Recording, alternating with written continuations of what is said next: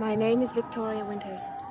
At night, ghosts from the past haunt this doomed house at the top of Widow's Hill, howling for revenge.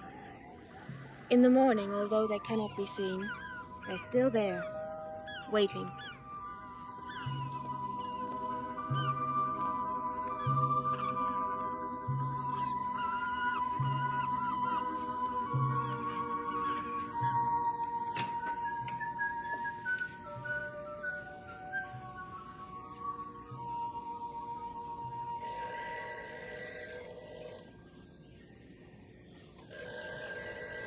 Black.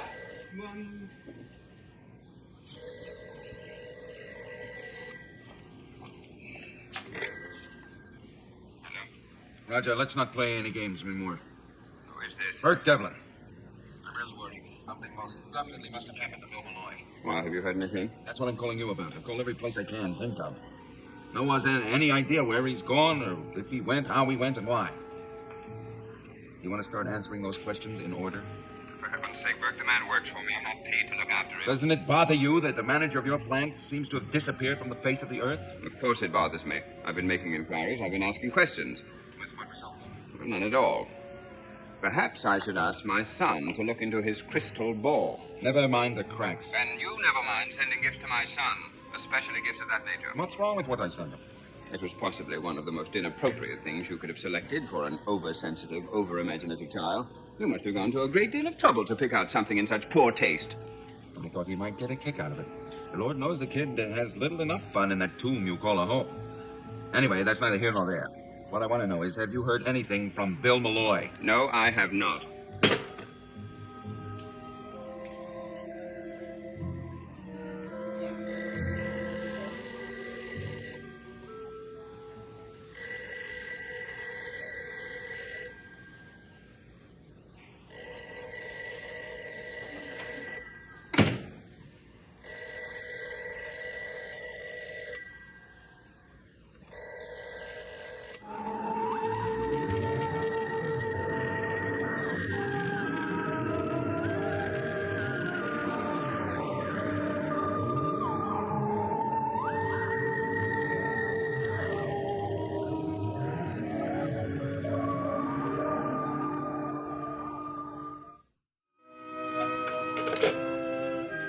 Collins doesn't answer. I left word for him to call. I want to talk to you before the police get here. Why don't you sit down, Matthew? I'm more comfortable standing.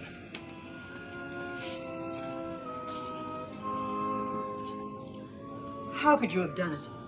How could you look at the body of a man you'd known all your life and do what you did? He was dead, Miss Stoddard. It didn't matter to him. Oh, it doesn't seem possible. How could it have happened? I looked him over careful. To the best of my knowledge, he drowned. Could it have been anything else? I've seen drowned men before, Miss Stoddard. Poor Bill. He always was afraid of the water. Because he couldn't swim.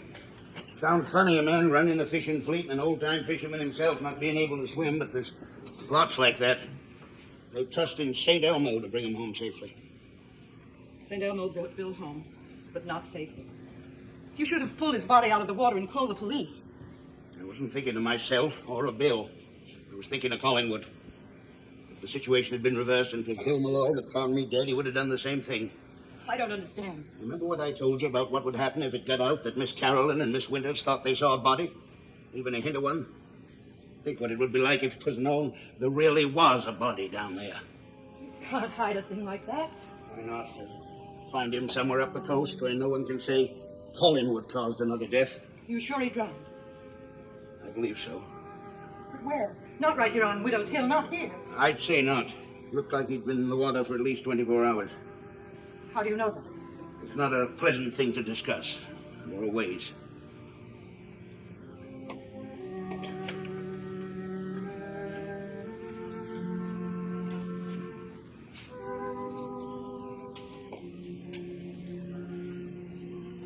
What do you want me to tell the police when they get there? Tell them the truth. Everything? What do you mean? I don't think too quickly, Miss Stoddard. If you want me to tell it any special way, you better coach me in advance. Tell them the truth. You have nothing to hide. There's nothing that you know about. Yes, sir. You positive that he drowned? You keep asking that. Did you expect he might have died some other way? No. I wasn't really questioning you, Miss Stoddard, but I was thinking those are the questions the police are going to be asking. You're right. And it won't be only the police who ask those questions. Who else? Burke Devlin. He'll have a lot of questions to ask. Maybe. Maybe I'll have some to ask Mr. Devlin.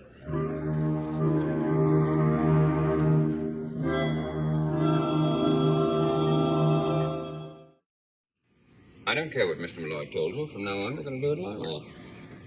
I sent you a memo on it. Is that clear enough, or would you like me to take an ad in the paper? All right, Townsend. I'm sure you'll find my new system will work out much more effectively.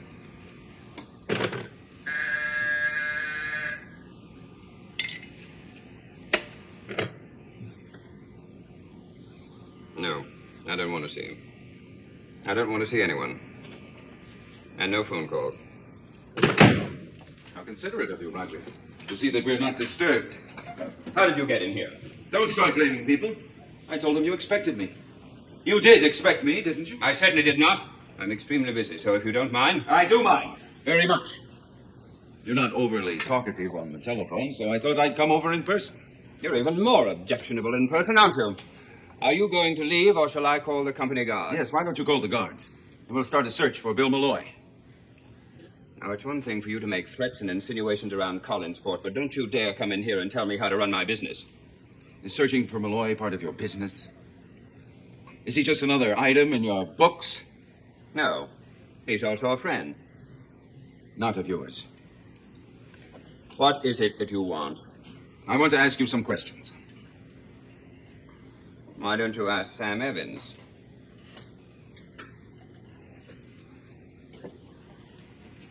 I did.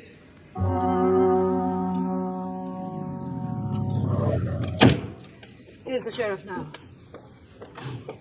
Now remember, all you have to do is tell the truth. I will.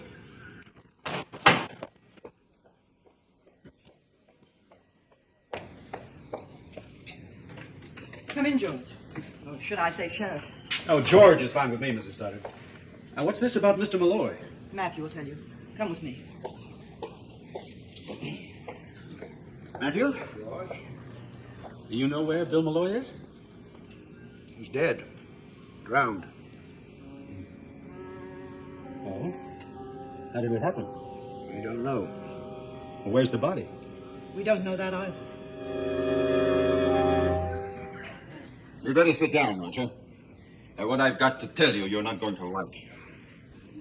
I tried to come up and see you yesterday. I even went up to your ancestral home. To Collinwood? Don't look so panicky. I didn't discover any deep, dark secrets. I only talked to Carolyn and Joe. Their feelings are no secrets at all. What did you say to them? I mean, didn't they wonder why you were there? Yes. I told them I wanted to talk to you about Bill Malloy. Well, why? What right did you have to go out there in the first place? I wanted to see you. That's where you live, isn't it? And so you insinuated to my niece and to one of my employees that I had something to do with Bill Malloy's disappearance. I didn't insinuate a thing to them. And I'm not insinuating to you. I'm telling you, loud and clear. Why should I? Didn't I agree to meet you and Evans and Malloy right here in this office? Doesn't that prove that I had nothing to worry about? No. It only proves that Bill Malloy was right when he wanted to tell me something at that meeting. Something detrimental to you and Sam Evans. Oh, that doesn't make sense. I tell you, I have nothing to do with Evans. Then why did Bill Malloy wander there last night? I don't know. I've told you before, I think he went haywire. He's been saying all sorts of things for which he had absolutely no basis. Well, I think that he had a basis. I think he wanted Sam Evans to corroborate that evidence. Well, then why didn't he? When you and I were here in this office for almost an hour, why didn't Evans speak up then? Maybe he was afraid. What have you got on him, Roger? On Evans? I hardly know the man. Bill Malloy set that meeting up for a reason. One reason only. To clear me of that manslaughter charge. How could he? Through Evans. And when Bill didn't show up last night, you must have talked to Evans and told him to keep his mouth shut. Oh, that's ridiculous. You're like a man with a jigsaw puzzle trying to force the pieces to fit when they don't. Am I, Roger? And suppose we sit down here and try to fit those pieces together correctly. Why should I? I don't owe you anything. You owe me plenty. You owe me 5 years. 5 years I spent in prison because of you.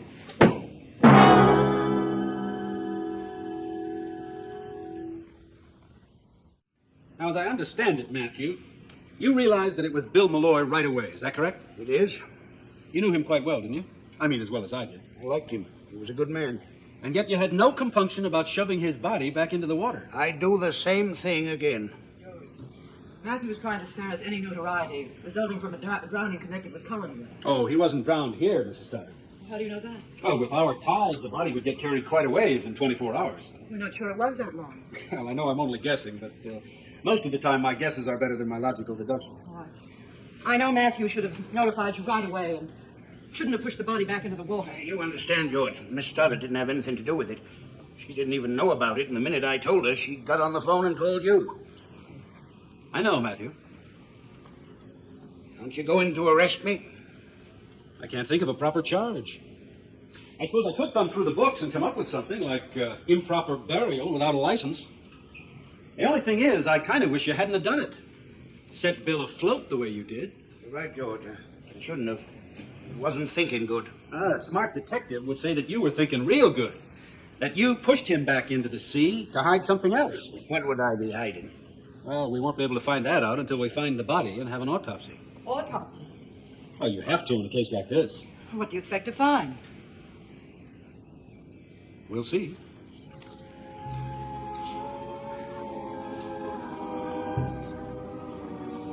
I'm going to ask you some of the same questions I asked Sam Evans. And I hope you have the same answers. I tell you, I had nothing to do with Evans. That won't do, Roger. You and Evans were thick as thieves.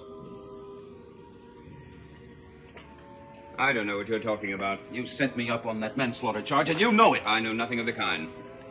And if Bill Malloy hadn't conveniently disappeared, he would have proved it. You not only jump at conclusions, you leap over them.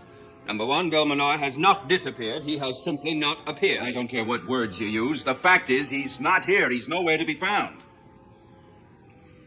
Maybe he doesn't want to be found. Oh, you mean he's hiding someplace? Exactly. Now, why would he want to do that? Why would he set up this meeting between you and me and Sam Evans? Well, I can't answer that, but I do know that he was drinking that day. Yes, I'm aware of that. He must have had a terrible worry on his mind to make him do a thing like that. He must have been faced with a tremendous decision.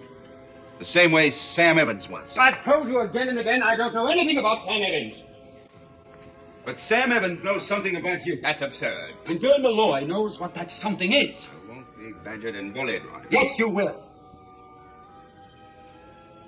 Because Bill Malloy made me a proposition. What kind of proposition? He wanted me to leave his sister alone and Carolyn alone, stop delving into the past. In return for what? What could he possibly offer you? He offered me you, Roger. You. On a silver platter.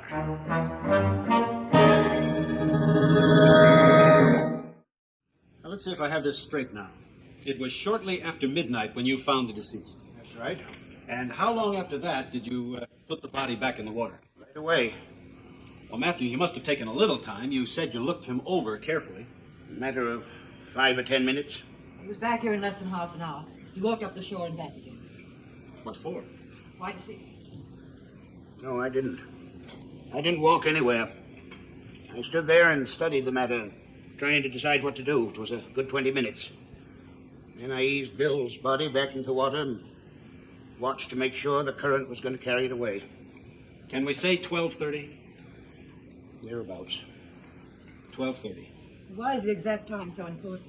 Well, it'll help us find the body, figuring elapsed times and the tide. I see. Same as figuring backwards. If we can narrow down this time element here, we might be able to figure out where Bill was when he fell in the water. Matthew, I want you to go out and show my deputy. You know Harry Shaw. I want you to show him just where you found Bill. I know him. You won't be needing me anymore, huh? I'll be needing you later. First, we have to find the body. What if you don't find it? Well, then I'll have to figure out if Matthew didn't do something a little worse than just delay the recovery of the deceased. What do you mean by something worse? Well, in a case like this, with a death under peculiar circumstances, I like to look around and see if there's anybody who might have profited by that death. How could Matthew possibly profit? Well, profit isn't always a matter of dollars and cents. Do you know anyone who would have liked to have seen Bill Malloy dead? And you and Sam Evans are the only two people who would profit by Bill Malloy's disappearance. I don't know anything about Evans. All I know is about me. It's perfectly ridiculous.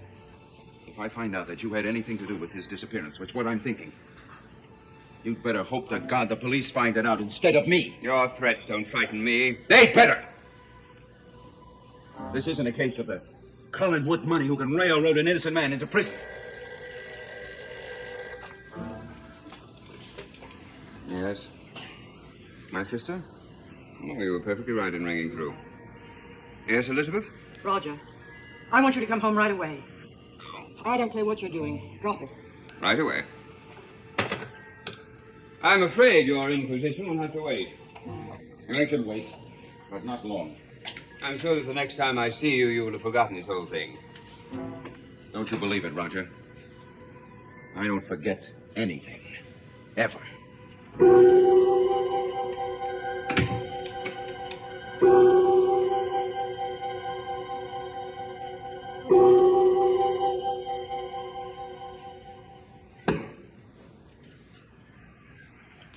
I honestly can't think of anyone who would want any harm to come to Bill Malloy, much less this. Well, you don't get around much, Mrs. Stoddard. There's probably a lot you're not aware of. I realize that. I imagine my brother will be able to tell you much more about it. I hope so. Here he is now. Would you mind if I tell him myself? We'll both tell him.